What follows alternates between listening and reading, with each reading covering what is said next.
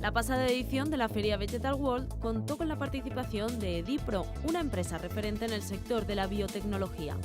Sí, por la primera vez participamos en esta feria y participamos aquí para mostrar nuestras técnicas innovadoras en agricultura, para dar a conocer nuestras tecnologías y nuestras capacidades para aumentar la producción agraria y mejorar la calidad de los frutos. Somos especialistas en fisiología vegetal y nuestra misión consiste en analizar de modo pausado y profundo cada evolución del cultivo en cada estado fenológico y ver cuando el cultivo está en una conducta inadecuada sin dar la respuesta que deseamos, averiguar cuáles son las causas. Y a partir de ahí abrimos líneas de investigación que generamos productos a través de la biotecnología para reconducir las plantas en esa situación que es tan incorrecta. Los profesionales que visitaron el stand pudieron conocer de primera mano el amplio abanico de productos que ofrece Edipro para incrementar el rendimiento de los cultivos.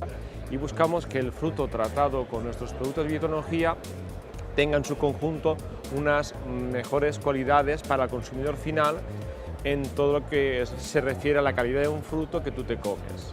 Y todo esto comporta hacer que la agricultura se convierta en una gran empresa de futuro. Hacemos que la gente tenga mayor rendimiento económico en sus explotaciones y que esté en una situación muy favorable frente al futuro inmediato y del día de mañana. Un futuro que ya es presente para las empresas que trabajan con los productos de Edipro. Son unos productos de biotecnología que en verdad necesitan un proceso y un tiempo para ir poco a poco y ver los resultados, pero la verdad es que la gente sí que está muy contenta y se consiguen los calibres buscados y una homogeneidad que la gente está...